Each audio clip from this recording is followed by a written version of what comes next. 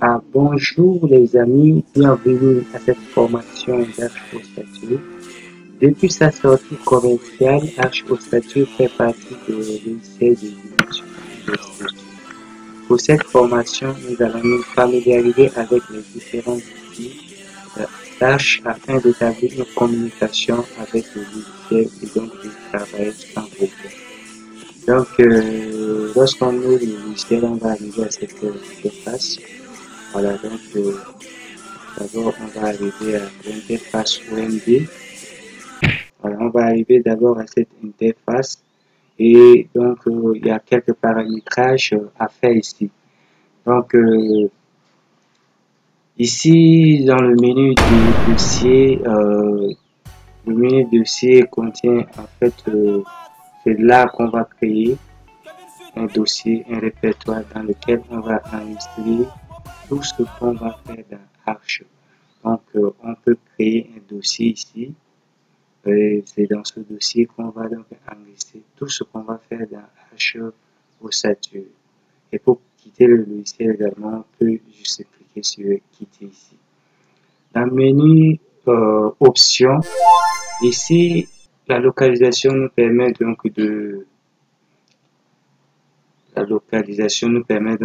modifier, de définir, de choisir le pays qui nous correspond, de définir également la langue. Si vous voulez travailler en anglais, vous pouvez donc changer la langue ici. Si vous voulez par exemple définir les symboles, tout ça, les normes de conception, ici il y a plusieurs normes de conception. Si c'est construction métallique, alors il y a des normes de construction métallique ici, vous pouvez choisir pour travailler sans problème. Si c'est construction en béton armé, il y a les normes également béton armé que vous pouvez choisir sans problème pour pouvoir travailler. Et il y a les normes également pour ce qui est l'autre climat, tout ça. C'est dans options de localisation que vous pouvez modifier tous ces paramètres. Voilà, dans configuration, vous pouvez également modifier un peu l'environnement de Arch. Donc ici, vous pouvez modifier le logiciel à votre goût. Si vous voulez par exemple travailler sur un fond noir, alors il suffit seulement de changer le fond. Si vous voulez travailler sur un fond blanc, sélectionnez également fond blanc et ça marche. Moi ici, je choisis le fond noir parce que ça réfléchit moins de lumière. Et lorsque c'est bon, maintenant, je clique sur OK. Le logiciel OMD, ça contient ça. La palette qui est en haut ici, c'est la palette tout ce qui est l'autre construction, si vous voulez, c'est l'interface, si vous voulez, globale. Si vous voulez, par exemple, construire un bâtiment dans sa totalité, vous dimensionnez un bâtiment dans sa totalité, alors vous allez donc vous intéresser à cette interface. H ossature ici, ça c'est pour l'ossature du bâtiment. Il y a l'arche ABAC également qui permet comme son nom l'indique, ça contient tout ce qui est l'autre section des aciers à prendre en compte. Il y a H Manager qui permet également de gérer les données du logiciel. Il y a H Nomenclature également qui permet de faire la nomenclature. Et il y a Eiffel. Eiffel ici, ça c'est pour la construction métallique. Et il y a l'autre, Eiffel Entreprise, ça c'est pour la construction métallique. Et je m'excuse, ici ça c'est pour la construction, tout ce qui est bois. L'interface en bas ici, c'est l'interface, si vous voulez, d'ouvrage élémentaire. Donc, si vous avez à dimensionner un ouvrage élémentaire, par exemple une poutre, ou soit un poteau, ou soit seulement une dalle, vous pouvez travailler directement dans cette interface. Si vous voulez dimensionner une dalle, il suffit de cliquer ici. Si vous voulez travailler, par exemple, dimensionner une poutre, et vous pouvez choisir H poutre ici pour pouvoir travailler. C'est tout ce qui est interface OMD ici. Nous, Aujourd'hui, l'objectif de cette formation, comme je l'ai dit tantôt, c'est de nous familiariser avec les outils de Arch Ossature.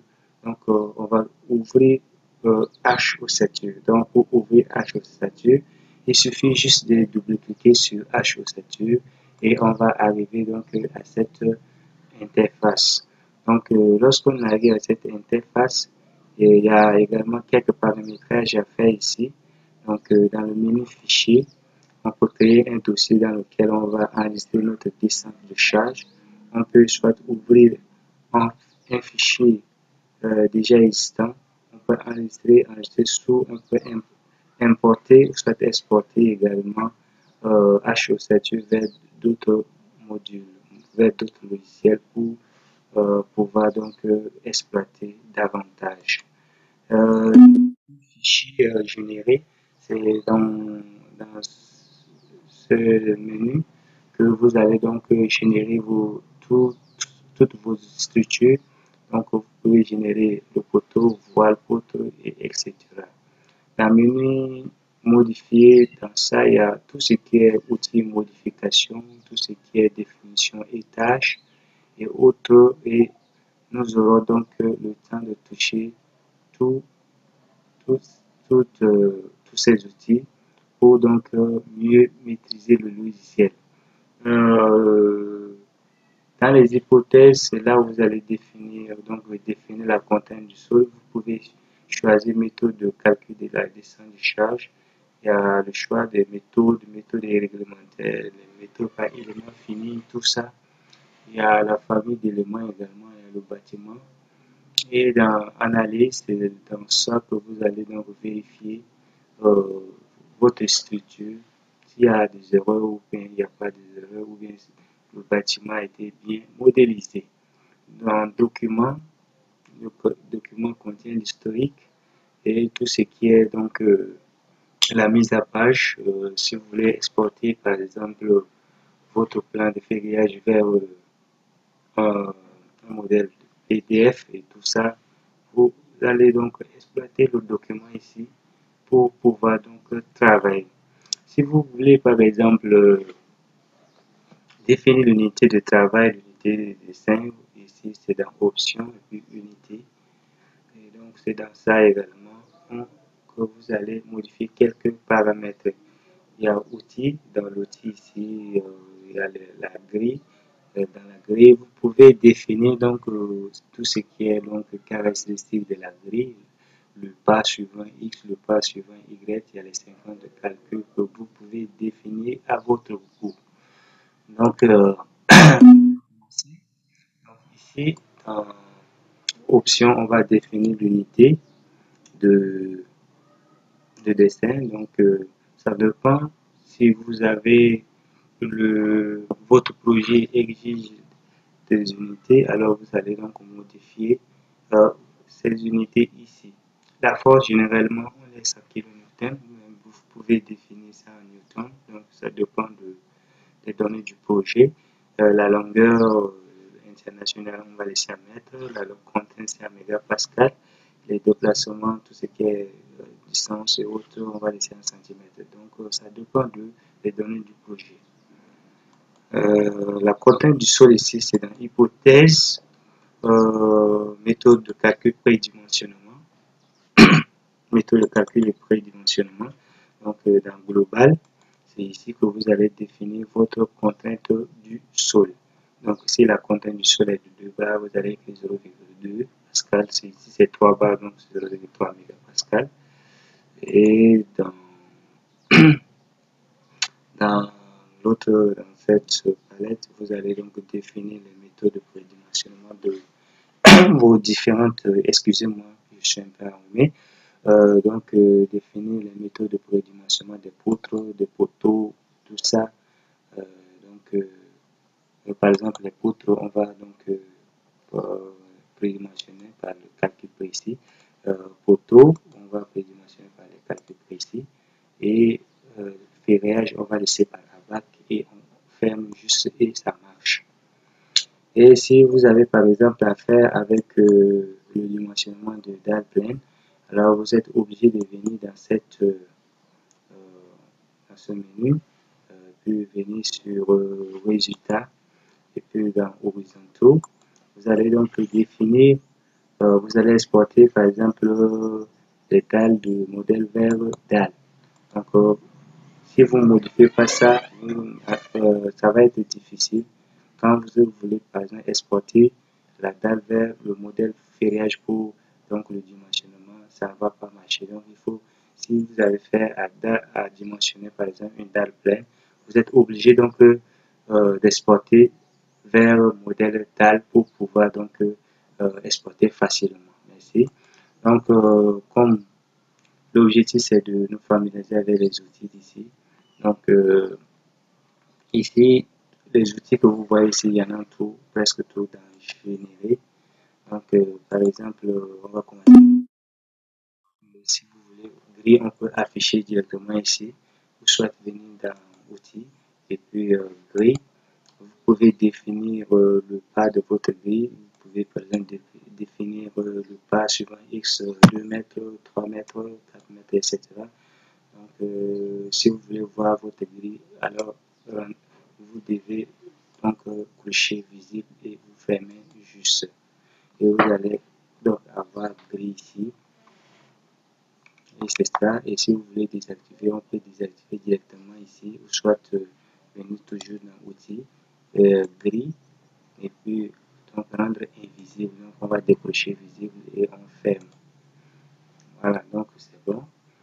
On va travailler avec tout ce qui est donc les accrochages. Donc je vais activer un nouveau gris. Voilà, donc je vais d'abord générer. Donc pour générer une structure, par exemple un poteau, on peut cliquer sur générer et puis cliquer sur poteau ou soit cliquer directement sur le raccourci poteau ici et ça marche également. Donc dans ça, on peut définir donc les caractéristiques de ce poteau. Donc généralement c'est HO statut qui va prédimensionner la structure. Donc ici on clique là et puis les accrochages, on va laisser par exemple le accrochage, on va laisser gris. Donc quand on va cliquer ici, les poteaux vont s'insérer. Donc comme accrochage c'est gris et puis ça s'accroche sur la grille. Voilà, donc c'est ça. Deuxième accrochage, on tape Alt S. Donc gris, on a déjà fait ça, clavier. Accrochage clavier ici, ça permet donc de déterminer par exemple les coordonnées. Si par exemple on veut tracer un poteau de coordonnées 2 et 3, donc ça veut dire que c'est 2 cm suivant X et puis 3 par exemple 2 mètres suivant X et puis 3 mètres suivant Y. Donc il suffit de taper comme ici, en bas ici il y a coordonnées. Voilà, donc il y a coordonnées ici. Voilà, il y a coordonnées ici, donc on peut taper directement, par exemple 2 mètres, donc c'est 2, et puis espace et 3, on tape sur entrée. Donc voilà, on vient de créer un poteau de coordonnées 2 et puis 3 mètres. Donc ça veut dire qu'il y a 1, 2, et puis 1, 2, 3. Donc c'est ce poteau-là qui vient de se créer. On va générer par exemple une poutre encore. Une poutre ici, ça se génère comme ça. On clique sur le raccourci ici, poutre. Donc on désajuste, on clique sur poutre. Voilà, donc c'est la même chose que pour les poteaux. Et vous pouvez définir les caractéristiques de cette poutre. Et si c'est accrochage gris, par exemple, je vais laisser accrochage gris. Donc je vais, première extrémité, ça va être ici. Deuxième extrémité, c'est par exemple là. Et je viens de générer une poutre. Si je veux par exemple tracer une poutre, par exemple, entre deux points de coordonnées 2, 3 et puis 4, 5 par exemple, donc je vais utiliser l'accrochage clavier. Clavier encore, donc je peux cliquer ici et puis choisir clavier ou bien je tape Alt S et je tape clavier. Donc la première extrémité, ça va être un point de coordonnée, par exemple, je vais définir un point de coordonnée 1, et puis espace, 3, je tape entrée.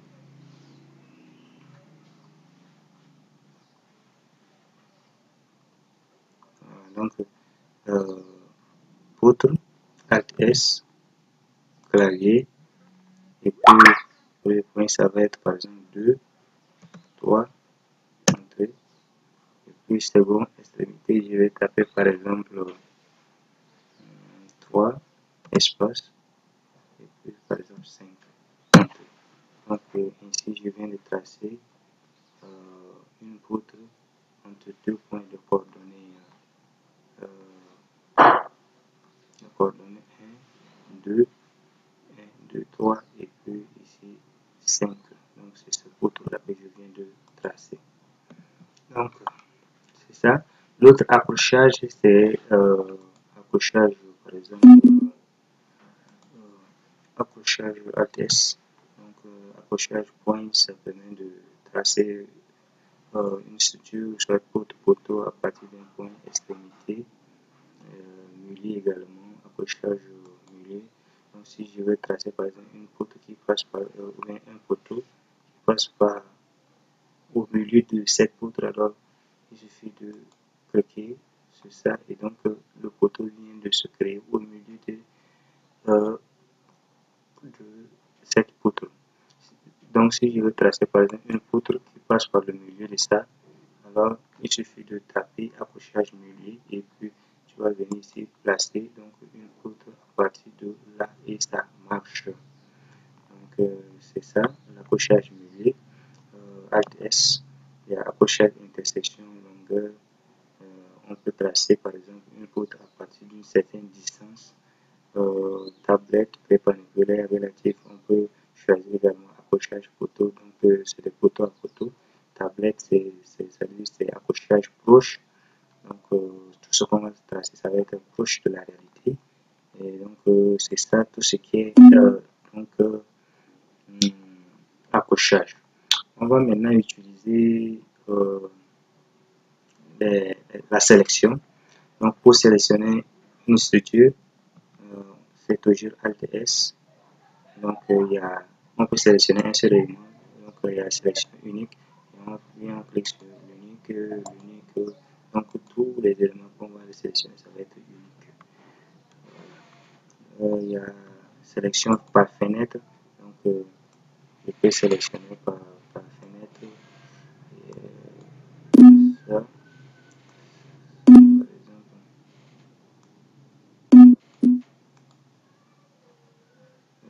Fenêtre, fenêtre.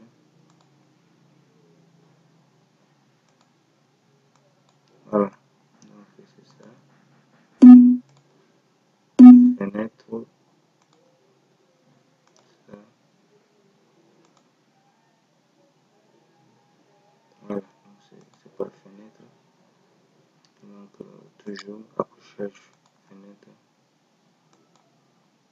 Voilà. Ça. Donc Alt S, fenêtre, point, et on vient, on sélectionne ce qu'on veut sélectionner. Voilà. Il y a accrochage, il y a l'autre sélection, affichage, donc ça sélectionne tout. Voilà, donc ça sélectionne tout. Alt S, il y a tout, donc tout ici comme vous voyez, c'est une chose comme affichage. Alt S, il y a type, ça permet de sélectionner les éléments.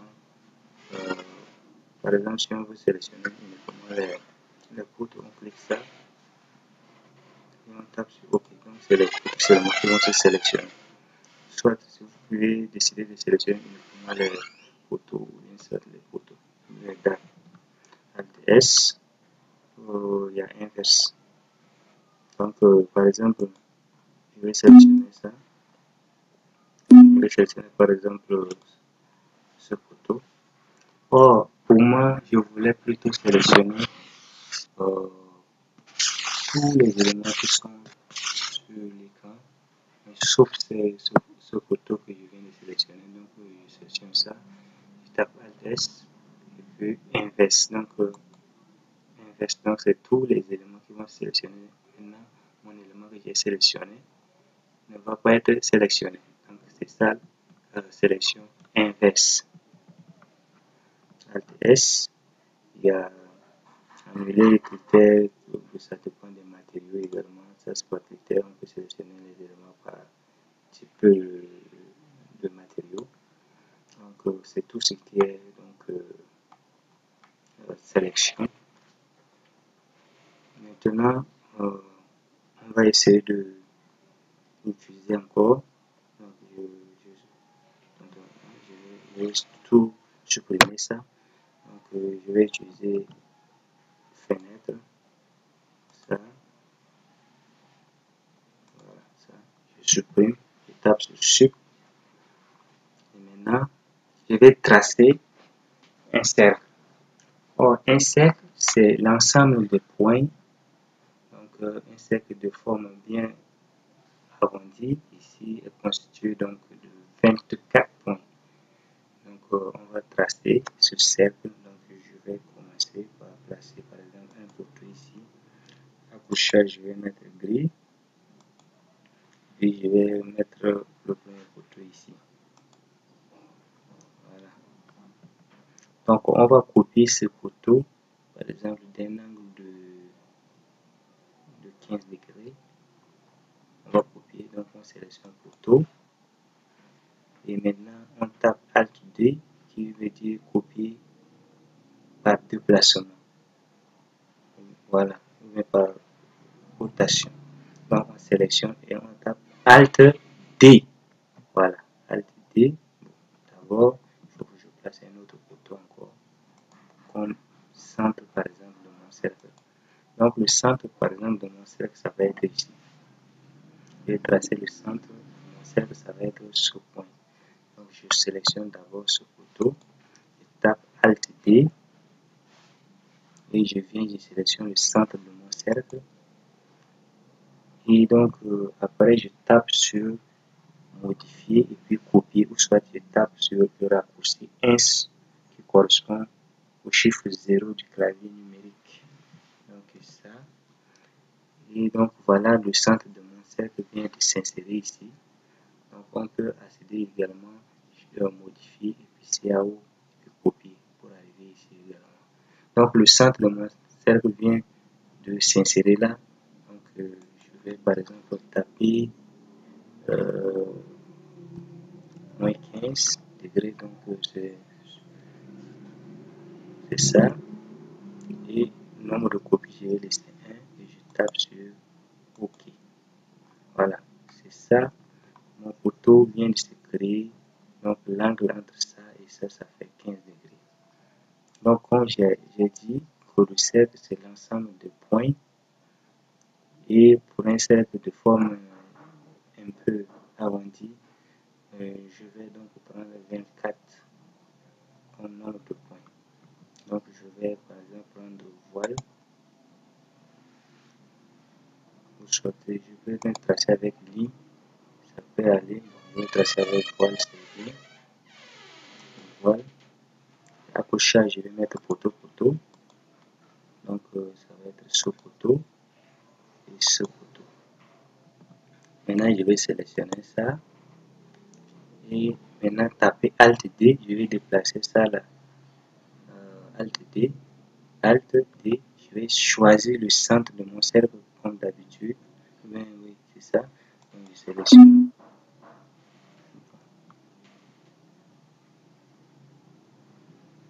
Je sélectionne ça. Alt D, je sélectionne le centre de mon cercle. Je mets dans la pochette gris. Alt D.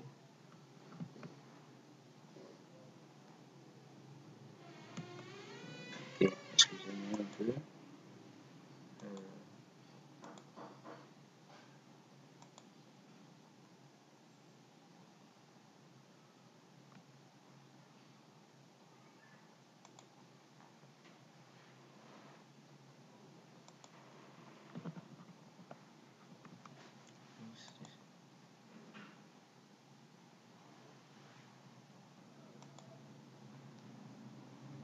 Donc, je sélectionne ça et je tape Alt D, je sélectionne le centre de accrochage, je vais mettre gris.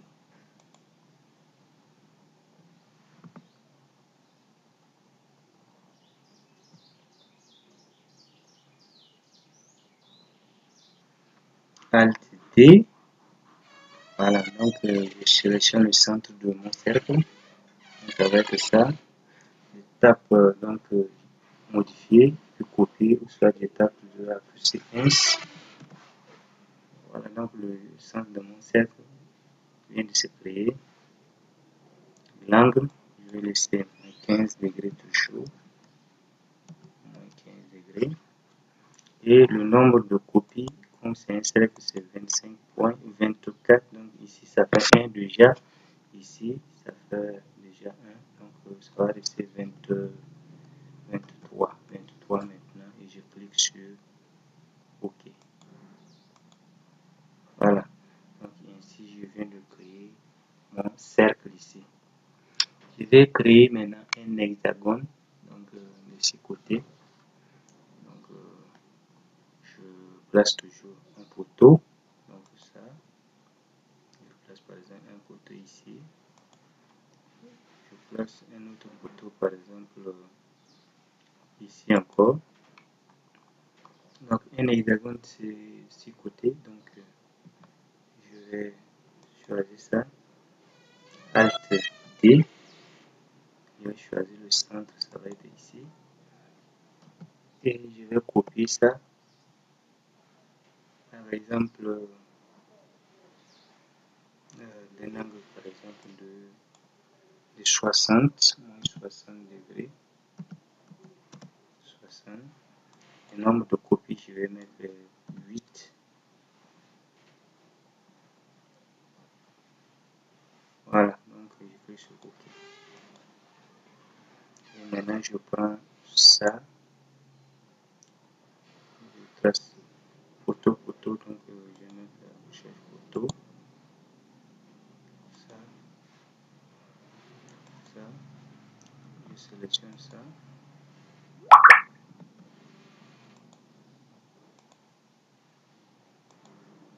Je sélectionne ça.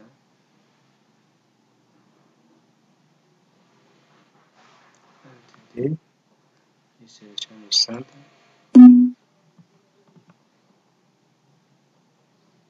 Ça. Voilà, je sélectionne ça. Et je clique sur Alt-D. Je choisis le centre de mon cercle.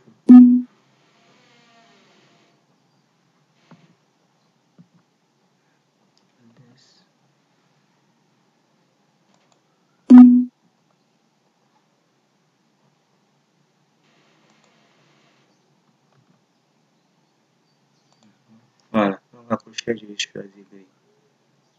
Donc je sélectionne ça. Je tape Alt D. Je choisis le centre de mon hexagone.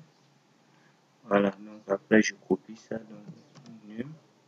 Donc le centre de mon cercle vient de mon hexagone vient de se créer. Et le nombre de copies, je vais mettre 8. Je vais mettre ça va être ici ça fait 1. Ça va faire maintenant 5. 5.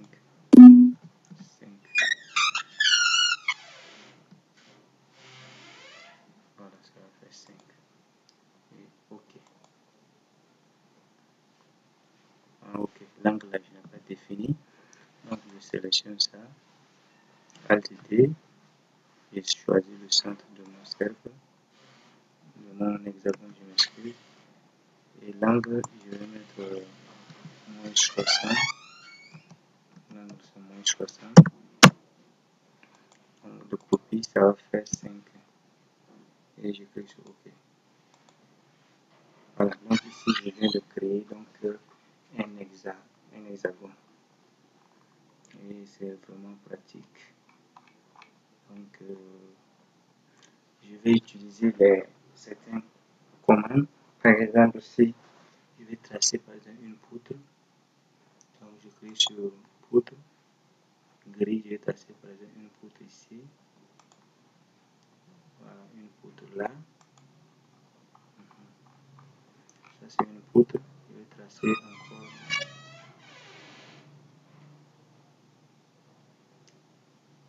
une poutre par exemple ici, je vais tracer par exemple une poutre un peu ici, voilà. Donc ces poutres, je vais par exemple prolonger cette poutre là sur ça, donc commande prolonger, on va utiliser ces commandes. Donc si je veux prolonger ça, je sélectionne la poutre et je viens sur copier, modifier, et CAO et relimiter. Donc commande de prolonger, c'est équivalent aux commandes relimiter. Donc on peut taper également Alt plus R et puis ça marche. Donc on clique sur commande relimiter et on sélectionne le point d'arrivée. Donc je sélectionne ça, et je tape Entrée. Voilà, donc ici je viens de prolonger ma poutre sur cette poutre qui est en haut.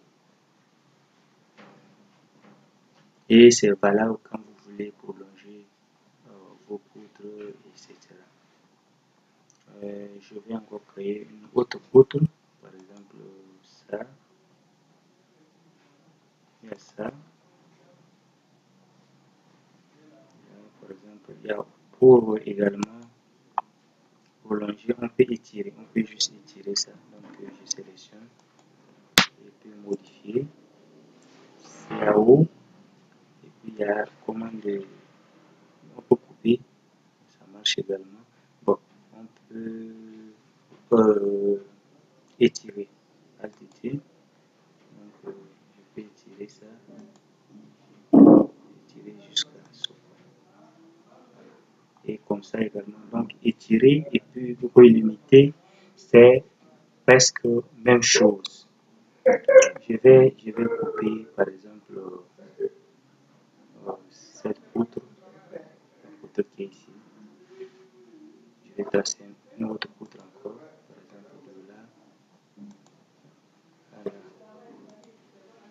Je vais couper par exemple ça, donc c'est ajusté. Donc je sélectionne ça, modifier, CAO, puis il y a commande de ajuster la hauteur, ajuster l'aile. Ici on va couper, on va tracer et on va couper.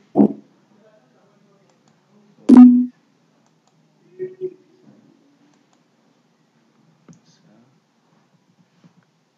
Je sélectionne les deux poutres là d'abord et modifier, CAO et couper.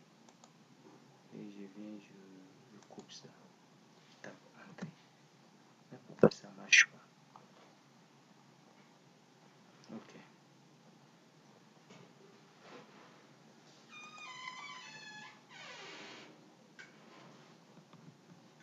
Modifier,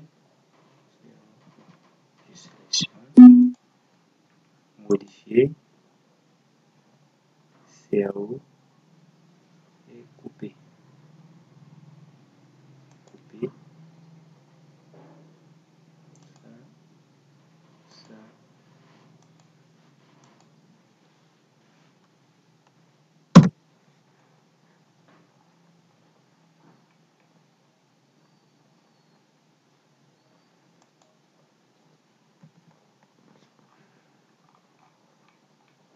Ok. Il y a commande également déplacer. Donc, on peut déplacer la poutre. Je sélectionne, modifier, CAO et déplacer. Déplacer. Et on peut déplacer suivant une distance.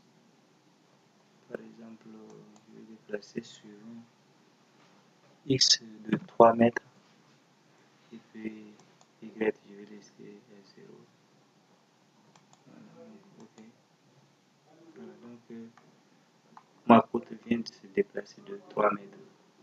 Donc, c'est comme ça que vous pouvez également déplacer vos éléments. Je sélectionne, modifier, CAO. Et puis, il y a commande aligner.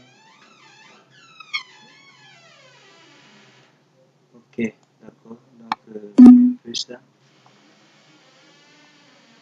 Donc, c'est un peu les outils. Ce qui est utile. Ici, ça permet de couper la dalle. Ça permet de découper la dalle. Et ici, c'est pour les semelles. Quand vous voulez appliquer les semelles automatiquement. Et donc, ici, c'est dalle et tout ce qui est donc structure. Et si vous, par exemple, vous voulez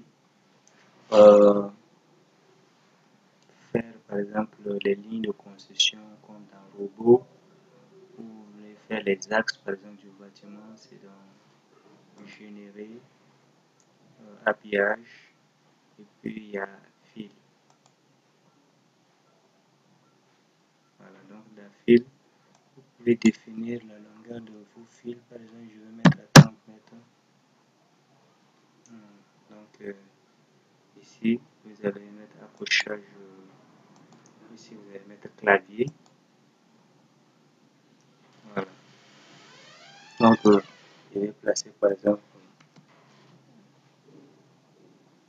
mon premier axe à 0, 0. Mon deuxième axe, je vais mettre par exemple à 3 mètres. Donc, ça va donner 3 mètres suivant x. Donc, ça va être un 3 plus 0.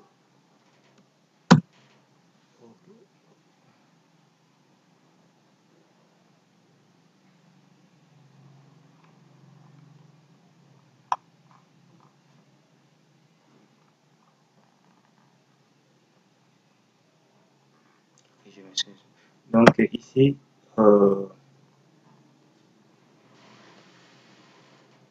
clavier. Voilà. Donc, je vais. Voilà. Donc, je vais placer par exemple mon deuxième point à 3 mètres. Donc, ça va donner 0 et puis 3. Espace, espace et puis 3. Entrée. Encore, je vais passer, par exemple placer à 4 mètres. Donc, ça va donner 0 et puis 4. Espace 4. Et puis encore, par exemple, à 8 mètres. À 8 mètres du deuxième, par exemple. Donc, ça va donner donc 0 et puis 8. Donc, c'est ainsi de suite. Si vous voulez, par exemple, tracer les perpendiculaires ici, donc ça va, vous allez sortir dans ça. Voilà, là, générer, habillage, fil. Voilà, donc ici, vous allez donc écrire l'angle, là, vous allez écrire 90, tapez entrée, et le premier, c'est toujours mode accrochage clavier, 0, 0. Après, c'est 3, donc ça va donner 3 et puis 0.